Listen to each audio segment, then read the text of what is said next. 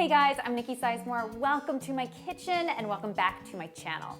Today we are making a beautiful and easy spinach tart. This spinach tart is like the little black dress of dishes.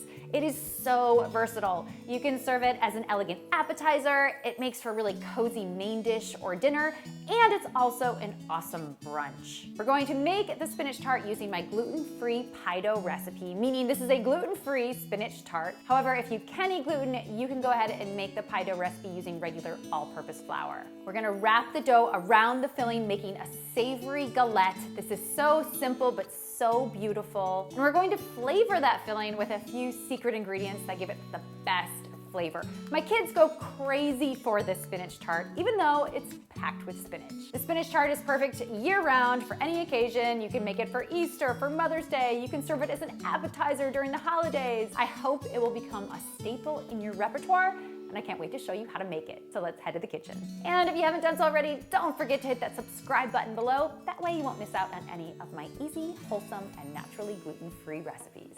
We're going to start with the tart filling. I have 2 tablespoons of olive oil in a skillet, and I'm adding 2 lightly crushed garlic cloves. Cook the garlic until it is golden brown and fragrant. For more garlic flavor, you could use chopped cloves instead, but I'm going to remove these and then add 1 finely chopped onion. Season that with salt and pepper and cook until the onion is tender. And now for the secret ingredients. Add dried currants, or you could use chopped raisins, and cinnamon. These provide warmth and sweetness and make that tart so delicious. We are keeping it easy and using defrosted frozen spinach. Just make sure that you drain it and squeeze out all of the liquid. You could use frozen kale if you prefer. Season this with more salt and pepper, then remove the pan from the heat, and we're going to add a splash of sherry vinegar. This is going to brighten up all of the flavors. You can use red wine vinegar if you don't have sherry. Scrape this into a bowl and let it cool slightly. Next, add fresh ricotta cheese and an egg. The ricotta is going to give the tart filling this lovely creaminess, and the egg is going to bind everything together. Last but not least, some crumbled feta cheese. This is going to give the tart a spanakopita-inspired flavor.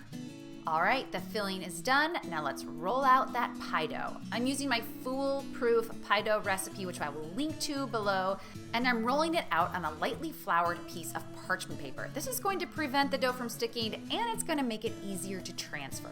Now here's a trick to getting a nice even circle. Turn the dough 1/4 inch turns while rolling straight. Once the dough is big enough, you can go back in and just even everything out. Using a pastry brush, just brush off any of that excess flour. Now we can just transfer the parchment and the dough onto a baking sheet. Scrape the spinach filling into the center of the dough and then spread it out, leaving about a 2-inch border.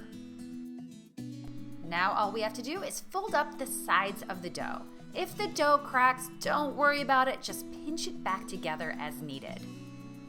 This is the exact same technique I use for both my apple cinnamon galette and my strawberry galette, which I will link to below.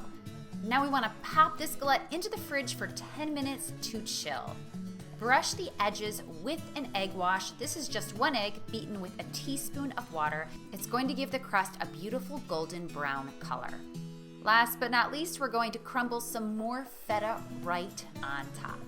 If your kitchen is really hot, you can pop it back into the fridge for a few minutes. Otherwise, it goes straight into a 425-degree oven. Bake it for about 30 minutes, turning it halfway through until the crust is browned and crisp. You can serve the tart warm or at room temperature. It's the perfect make-ahead main dish or appetizer. You've got that buttery, flaky crust, and then that spinach filling with that hint of sweetness from the currants and that salty bite from the feta.